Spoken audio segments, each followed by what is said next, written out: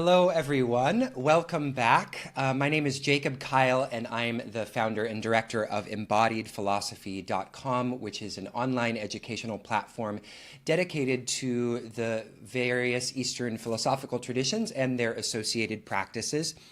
So today I wanted to answer a question that actually came up after our most recent Shitheads podcast with Hari Kirtana Das. But before I do answer this question and get into it, I just want to mention that if you are interested in this topic, we're talking about something that arises in the Yoga Sutras and how it connects with this current idea of self-care. So if you're interested in how the Yoga Sutras and the Bhagavad Gita connects or plays into our lives lived today, you can check out our upcoming conference, which is called Radical Practice, Living the Yoga Sutras and the Bhagavad Gita. That's going to be taking place from April 21st to the 23rd, 2017 on our website. And if you look down, you can see there's a link there. If you go to fivetattvas.com, fivetattvas.com/radical practice, radical-practice, you can sign up and it's free while it's live.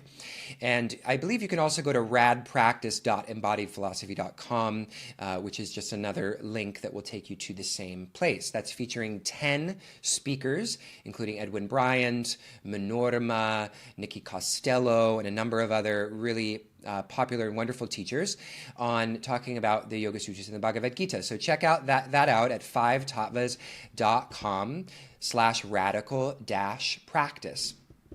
Okay, so let's talk today about this idea of self-care, right? So Hari Kirtana and I, in the recent episode of Chitheads, we brought up in a critical way, excuse me, we brought up from a critical perspective this idea that, yoga is all about self-care.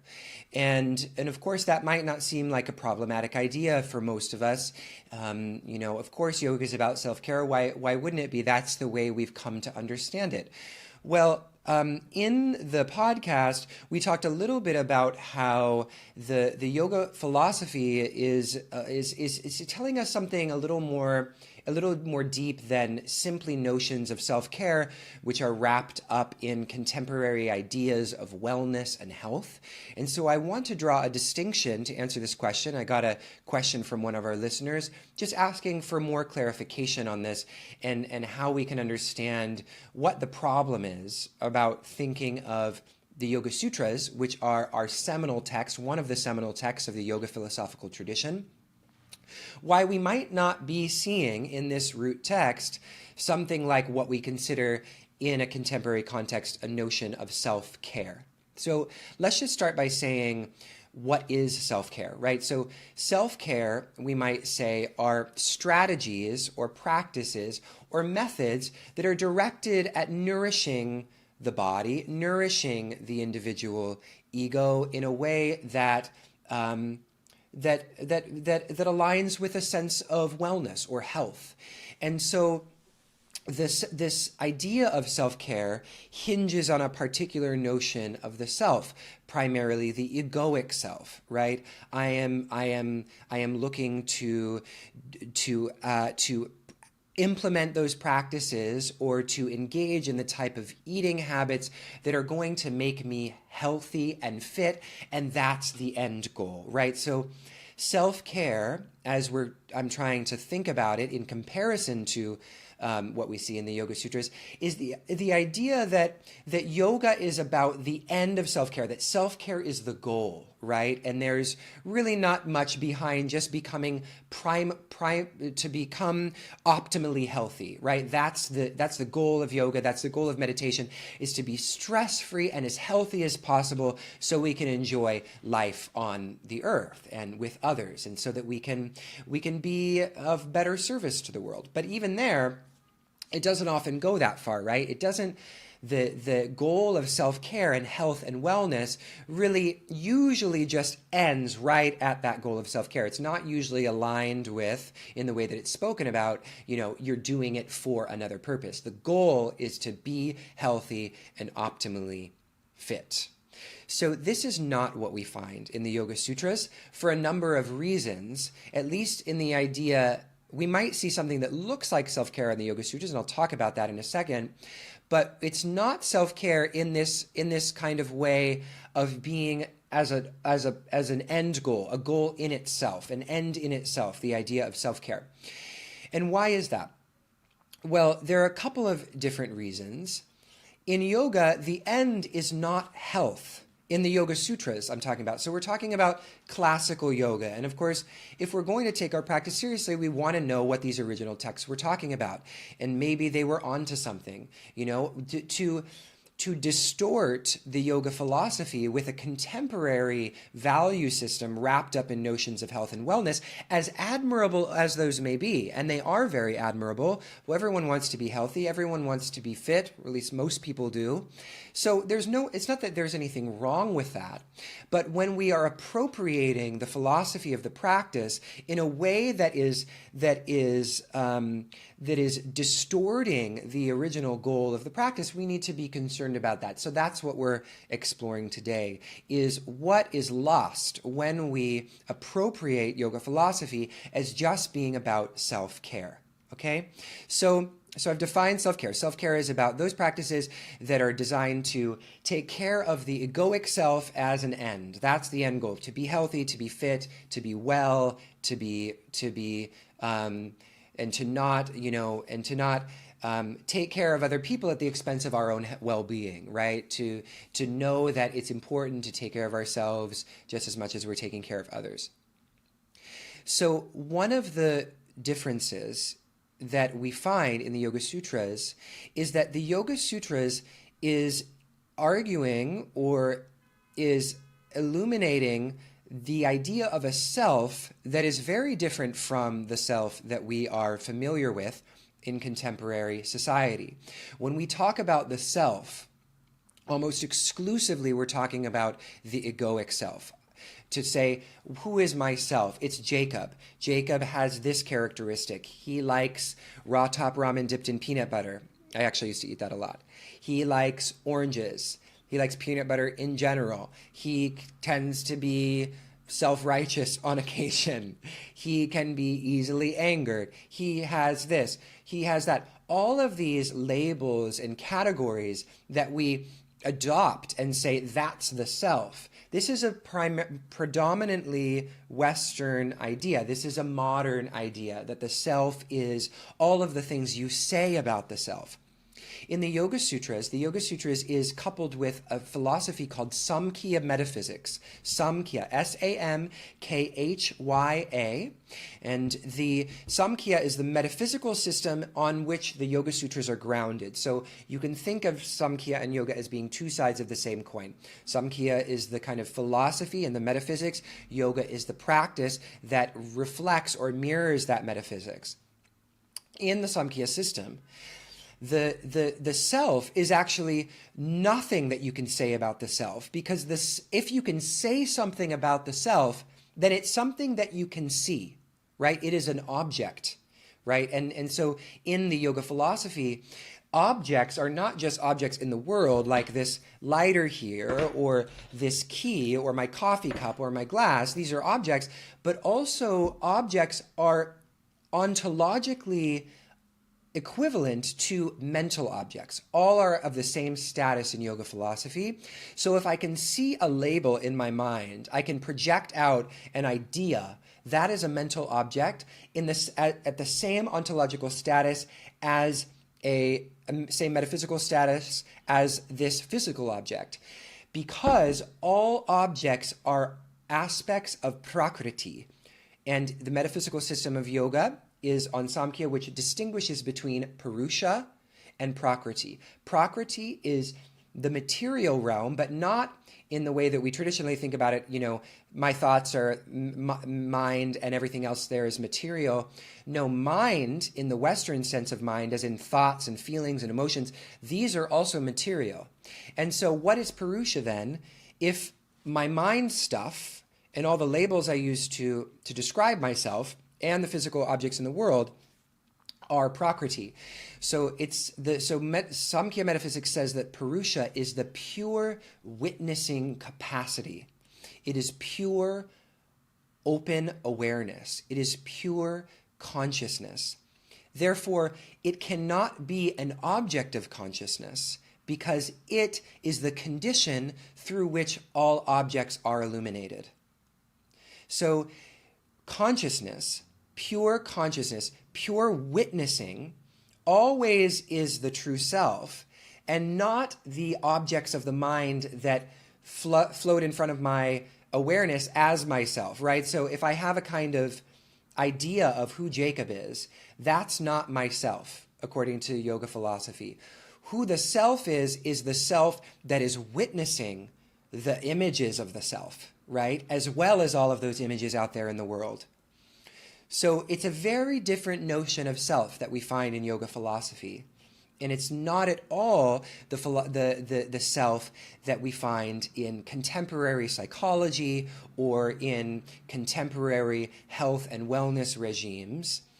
And so when we're talking about self-care, if there is a notion of self-care, and the Yoga Sutras is about realizing your true self, realizing that you actually are not all of these labels and concepts that you've identified yourself with. Because if you identify yourself with all of those labels and concepts, the yoga tradition says you suffer.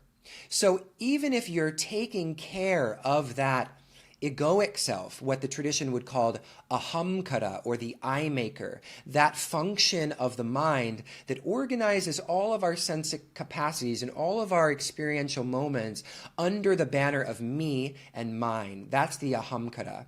So if we're solely focused on making comfortable the ahamkara, which we might say is a lot of what self-care is about, making comfortable the small self, right, the ahamkara, the egoic self, then we're never going to alleviate ourselves from suffering. We're actually never going to be doing the highest form of self-care because it is inherent to the experience of attachment to those ideas that we will suffer. And we cannot help but suffer. It's impossible not to suffer or to be dissatisfied when we are attached to the individual egoic self, when we are identified with the projections of the mind and the chitter-chatter of the mind, or the chitta vrittis, as we call it, as it says in Yoga Sutra 1.2. Right? Yoga's chitta vritti nirodha. Yoga is the cessation of the fluctuations of the mind stuff, of the mind chatter.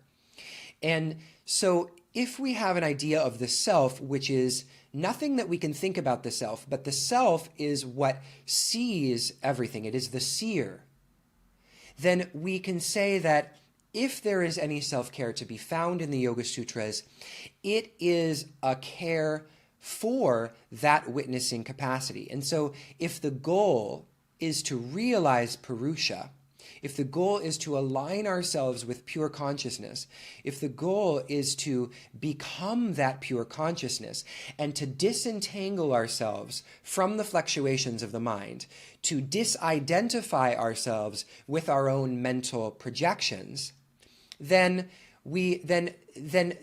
care for that is going to look a whole lot different, right? It's going to be a very different process. So on the one hand, the answer to the question, is there self-care in the Yoga Sutras, is no. We can't find the kind of self-care that we find in health and wellness regimes. Not that any of those health and wellness regimes are bad. They're fine as far as they go, but it's not what yoga philosophy is getting at. It's getting at the idea that, and more than the idea, that it's getting at the condition, the very possibility of all ideas. What conditions the possibility that we can see any ideas or objects in the world at all? It's that Purusha value, that Purusha consciousness that we need to align ourselves with. So someone might be responding or thinking, but what about the yamas and niyamas? Surely these are forms of self-care.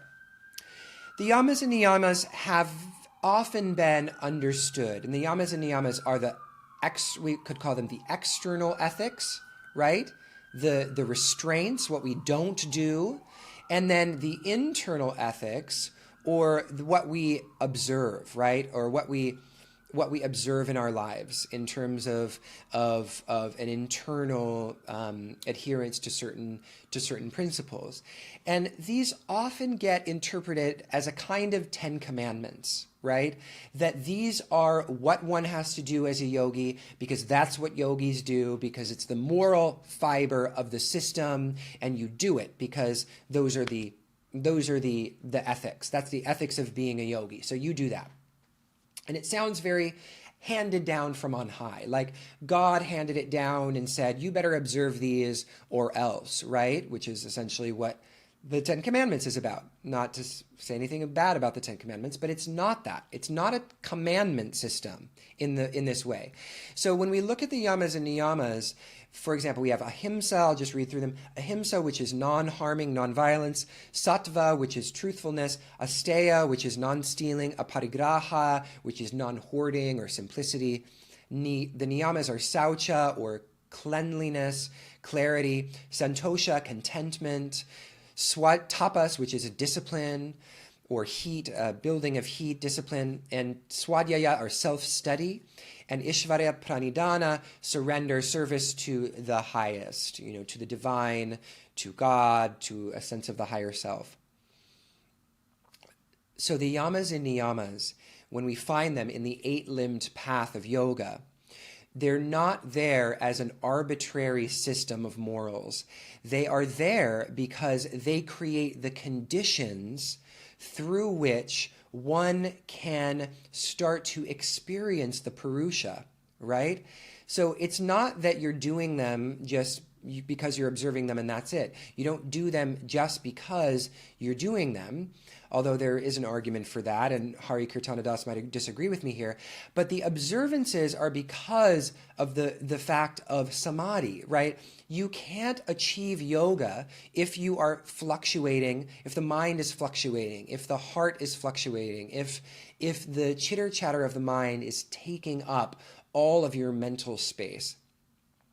And so the yamas and niyamas are the conditions that through which this kind of settling or mental clarity or sattvic state, as we say, sattva is a luminous sense of awareness, starts to take shape, right? And we can only start to feel into and reside in our true nature as the Purusha, as the seer, if we observe these ethical counterparts. And so ethical principles.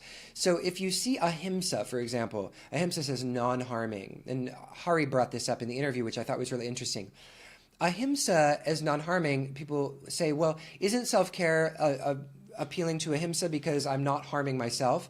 No, because yama is external principles. It's external ethics. It's non-harming of beings outside of you. It's not about yourself. The ones that are about yourself are the niyamas. And there we have clarity, contentment, discipline, self-study, and surrender. Those are what you observe in yourself. But ahimsa is not a yama.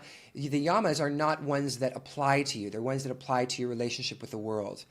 And if you're harming, then you're creating negative karmic seeds, according to this tradition, that then produce fluctuations of the mind and make it impossible for you to inhabit that clear, quiet, yogic state, or that sattvic state that then ultimately leads to experiences of samadhi or embeddedness or absorption in this absolute principle of Purusha, this principle of pure consciousness. So on the other side, if there is self-care, then it's only these modes of behavior are caring for the fluctuations, right? They are designed to address the condition of being erratic, of being all over the place in your mind, in your heart, and by observing them, they lead to a place of centeredness whereby the experience of yogic meditation can start to arise. So that's it for today. I hope I have answered that question sufficiently. If anybody has questions, I'll just pull up the image here, or not the image, but the Facebook page, in case someone has mentioned anything or has asked a question. I should have mentioned at the beginning that I would answer questions at the end. But if you happen to have a question, you can ask it now. If not, don't worry about it. Oh, we've got a comment here. Let me see here. Oh, no, don't talk to me, please. Namaste. I have a very weak internet signal. I hope I can watch it later. Sorry, Victor. Hope you can watch it later. Hi, Jean. So while I'm still here, I'll give you an opportunity to ask a question if you'd like to ask a question. Otherwise, I'm going to mention once again this upcoming conference that we have on the Yoga Sutras and the Bhagavad Gita.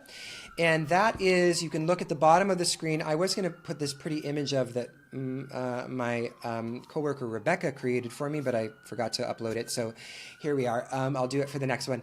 And if you look down, you can see this beautiful little strip here that says free online conference on Yoga Sutras and Bhagavad Gita, April 21st to the 23rd. Sign up at 5tattvas.com/radical-practice. 5tattvas.com/radical-practice. And if you sign up now, you can watch it free while it airs, April 21st to the 23rd. There also is a wonderful download or upgrade package that gives you access to all 10 of the talks. Actually, now you can download them streaming on demand right now if you want. And you can get MP3s of those videos. You also receive access to PDF transcripts, which will be available when the conference launches.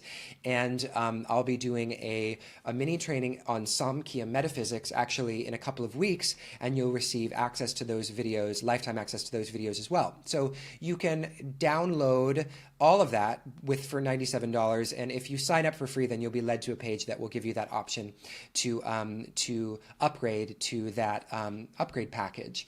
So I'll just look again to see if anybody has any questions. Doesn't appear that anybody does.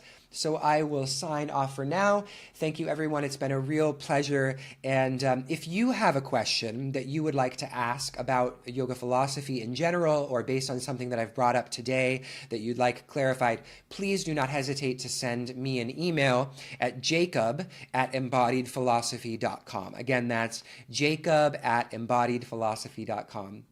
All right, friends, thanks so much, and I look forward to seeing you again next time. Bye-bye.